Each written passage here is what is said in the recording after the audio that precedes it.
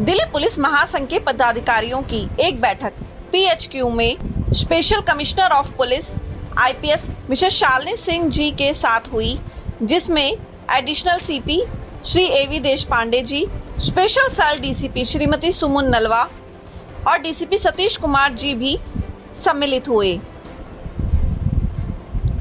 इस बैठक के दौरान दिल्ली पुलिस महासंघ की ओर से दिल्ली पुलिस महासंघ के अध्यक्ष रिटायर्ड एसीपी वेद भूषण जी ने रिटायर्ड पुलिस अधिकारियों के लिए कुछ मांगे रखी तथा कुछ सुझाव भी दिए, जिन्हें आईपीएस मिसेस शालिनी सिंह जी ने स्वीकृति भी प्रदान की। 50 पुलिस वाले हर महीने रिटायर होते हैं of each rank, constable, head constable, inspector, ACP, IPS officers, थाने सब रिटायर हो जाते हैं। तो नॉर्मली प्रैक्टिस ये रही है अपने अपने स्टेट में चले जाएंगे, जहाँ पर उनके मकान है चले जाते हैं और वो गुम हो जाते हैं। इवन जो हमारे कमिश्नर साहब हैं, यदि मुझे पूछो कि गुप्ता साहब कहाँ रह रहे हैं, चूँकि मैं उनसे बात करता रहता हूँ तो मुझे पता है इसलिए कमिश्नर तक का भी नहीं पता कहाँ रह रहे हैं, किस हाल में रह रहे हैं, क्या उनकी जरूरत है। तो ये एक विचार आया कि क्यों ना कोई ऐसा प्लेटफॉर्म तैयार किया जाए, हम रिटायर्ड लोगों के साथ में एक ऐसा प्लेटफॉर्म हो, कभी कभी पुलिस को हमारी जरूरत पड़े। अब हम ये चाहते हैं कि अब हम आपसे हर टाइम मांगते रहें, अब हम आपके लिए क्या कर सकते हैं।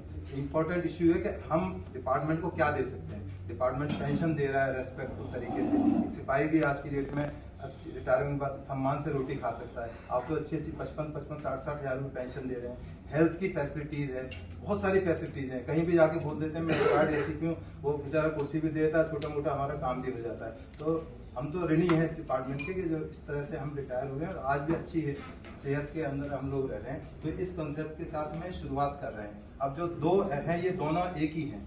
कंसर्न ये है कि ये जब दिल्ली पुलिस महासंघ का एक कंसेप्ट आया था, दिमाग में आया था या ब्रेन चाइल्ड था, उस मिसेस किरण बेदी का था, वो दीपक मिश्रा साहब का था। हुआ ये था कि जब एडवोकेट्स के साथ में एक रिफ्ट हुई थी पीसीआर रिपोर्ट के अंदर, तो उसमें ये इंसिस्ट कर रहे थे कि दोनों एएसआई अरेस्ट होने चाहिए। वो आए थे कि सर ये अरेस्ट करने की बात चली। मैंने कहा इट्स अनफेयर, ठीक है आप इन्वेस्टिगेशन के बाद में अरेस्ट करो। वो कह रहे थे पहले अरेस्ट होगा फिर इन्वेस्टिगेशन होगी। उसमें पीएचक्यू पर मुझे भी खराब लगा जो उस दिन हुआ। मैंने बहुत रोकने की कोशिश की, मैंने ये पुलिस के अंदर अच्छी चीज़ नहीं है, ये गलत मैसेज आएगा। हालांकि मीडिया के माध्यम से टीवी पर जाके मैंने बताया इट वॉज ए रिप्रेजेंटेशन। अपनी प्रेयर लेकर ये लोग आए थे, कोई डिमॉन्स्ट्रेशन या कोई फैक्ट्री या इस तरह का सिस्टम नहीं है जहाँ ये कर रहे थे। खैर वो एनी हाउ सेटल हो गया। तो फिर लोगों ने कहा कि कोई ऐसा प्लेटफॉर्म दो, क्योंकि 90% जो फोर्स है कांस्टेबल, हेड कांस्टेबल या कह सकते हैं लोअर और अपर सबऑर्डिनेट्स हैं। एसीपी हम लोग रिटायर हैं, हम भी सब इंस्पेक्टर भर्ती हुए थे मैम। और जो हमारे दानिश हैं, आईपीएस ऑफिसर्स हैं, हमारी जो एसोसिएशन है जो हमारे एसीपी है नवाब की, तो जो नीचे का जो रंग है उसकी कोई बात सुनने के लिए या कोई ऐसा प्लेटफॉर्म नहीं था, तो उनसे कनेक्ट करने के लिए ये इसकी एक स्थापना करी है। एक छोटा सा ऑफिस है आईटीओ का और वहाँ से इसकी स्थापना हुई थी। तो उसके बाद में ये हुआ कि अब हमारी बात कुछ सुनी जाने लगी। पुलिस वालों से तो हमें कोई गरज है ही नहीं, क्योंकि तो हमारा अपना डिपार्टमेंट है। हम तो सपोर्ट ग्रुप वाले लोग, क्योंकि पुलिस की खिलाफत करने के लिए बहुत सारे लोग बैठे हैं, मीडिया है, तमाम तरह की कोर्ट्स हैं, बहुत नाराज रहती हैं पुलिस ऑफिसर से। हर टाइम बिगर बात भी नाराज हो जाती है। कई बार बड़ा दुख होता है कि बिना सोचे समझे हमें सुने हुए कोर्ट में वन साइडेड इस तरह का हो जाता है। तो इससे पहले किरण बेदी मैडम जब व्हेन शी वाज डीसीपी, मैं भी उसमें एक पार्टी था, 16 हम लोग थे पुलिस वाले जिनके खिलाफ कमीशन बैठा था। तो पोजीशन ये थी कि उस टाइम कोई भी वकील हमारे साथ दिल्ली का तैयार नहीं था। तब एक इम्पोर्ट करके जो बाद में एडिशनल सॉलिसिटर जनरल लगे सरदार जी, उनको लाया गया चंडीगढ़ से। तब जाके कोर्ट में हमारे लिए कोई वकील अपीयर हुए। तो उस टाइम बड़ी क्रिटिकल सिचुएशन थी, ना तो कोई पुलिस के पास ऐसा प्लेटफॉर्म था कि कोई बात अपना पक्ष रख सकें। आज मैं अपने डिपार्टमेंट का पक्ष बड़ा स्ट्रांगली रख सकता हूँ और रखता हूँ। और केवल पुलिस का यहीं का नहीं रखता, पूरे अक्रॉस इंडिया कहीं पुलिस के साथ कोई बात होती है तो मैं बिल्कुल स्ट्रांगली डिफेंड करता हूँ। पब्लिक को सही मैसेज पहुँचना जरूरी है। अदरवाइज जो वन साइडेड स्टोरी प्रेस वाले मीडिया अपने हिसाब से चला रहा है या जो पॉलिटिशियंस हैं वो अपने हिसाब से उसको अप्स एंड डाउन कर रहे हैं। तो रियल पिक्चर एक जानी चाहिए कि क्यों हुआ, व्हाट वेंट रॉन्ग और व्हाट वेंट राइट, क्या सही था क्या गलत था। तो काफ़ी हद तक सुनी जाती है। जैसे विक्रम सिंह जी हैं, हम लोग हैं, AK जैन साहब हैं, हमारे आज वो आए नहीं है, अपना राव साहब हैं, LN राव साहब। हम लोग मीडिया में जाते हैं, बताते हैं कि नहीं ऐसा नहीं है, यही बात ये है कि लॉ की पोजीशन ये है और असली स्थिति ये है, तो इसलिए इसको इस रूप से देखा जाए। तो ये इस कंसेप्ट के साथ शुरू किया गया था। तो इसमें एक अब जो ये इशू आ रहा है, जो हम लोग इकट्ठे हुए हैं, पहले यहाँ अजयराज शर्मा कमिश्नर साहब आए थे आपके टाइम में, तो उन्होंने शुरुआत की थी क्योंकि यूपी की बैकग्राउंड से, तो उन्होंने एक तमाम SHOs को ऑर्डर दिए थे कि आप ये सर्वे करो कि किस पुलिस स्टेशन के अंदर कितने रिटायर्ड पुलिस अधिकारी रहते हैं इररेस्पेक्टिव ऑफ रैंक। तो मैं शादरी थाने में था उस टाइम, 322 पुलिस वाले उस थाने में रहते थे। अब वो थाना 2-3 थानों में बढ़ गया है। तो जो आउटर डिस्ट्रिक्ट्स के थाने हैं, स्पेशली ट्रांस यमुना या नजाबुआ, नागलोई, इन इलाकों में बहुत बड़ी तादाद में रिटायर्ड पुलिस वाले रह रहे हैं। छोटे छोटे मकान बना के, फ्लैट लेके रह रहे हैं वहाँ पर। यदि उन सबको एक प्लेटफॉर्म दिया जाए, उनको अपनी बात कहने का मौका दिया जाए, तो पुलिस के लिए एक बहुत बड़ा एक पॉजिटिव मैसेज आएगा। कल को कोई पुलिस में कोई ऐसी जरूरत आन पड़े कि बहुत ऐसी इमरजेंसी सिचुएशन आ जाए कि कैसे लोगों तक हम पहुंचे, तो ये लोग बड़े हेल्पफुल होते हैं। तो अजयराज शर्मा साहब के जाने के बाद वो बातचीत वहीं खत्म हो गई। हालांकि उसका अच्छा रेस्पॉन्स मिला।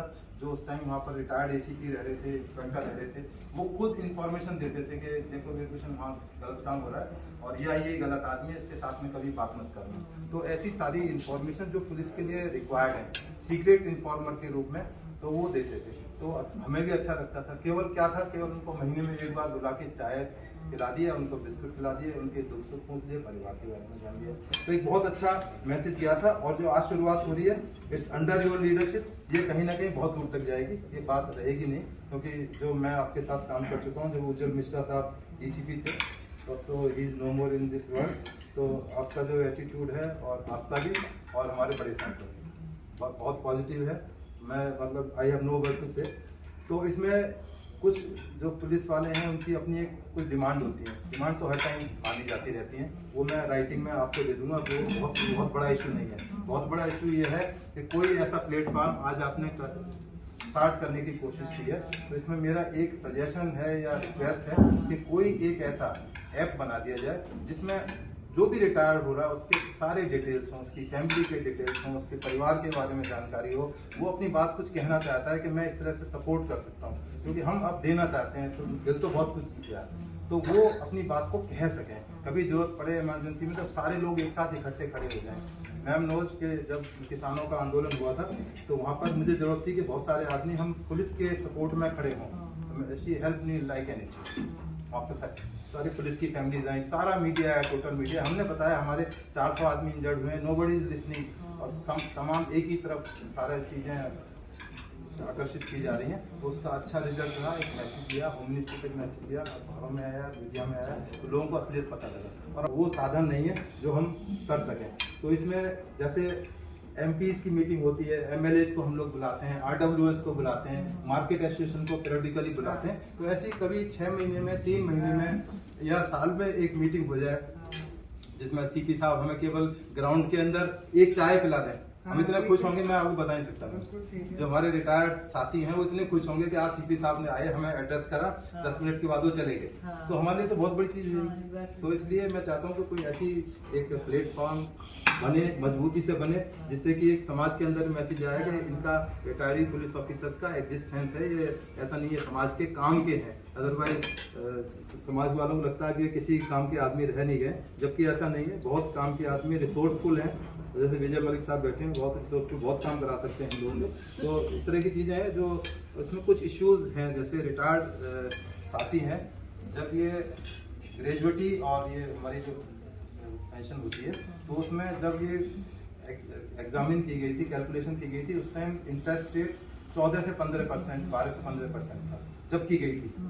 तो आज इंटरेस्ट रेट घटकर 5%, 6% रह गया है। उसी रेशियो में वो जो 15 साल का गैप था, वो कम होना चाहिए था, वो कम नहीं हुआ। It's a good issue. आप रेज कर सकते हैं, CP साहब की तरफ से होम मिनिस्टर फाइनेंस में जा सकता है कि दोबारा इसको कैलकुलेट किया जाए। जो 15-20 साल पहले की कैलकुलेशन चली आ रही है, उसको चेंज, सभी रिटायर्ड साथियों को उसका फायदा मिलेगा। तो ये बहुत तो अच्छा पॉइंट है, मैंने इसमें मेंशन कर रखा है मैम।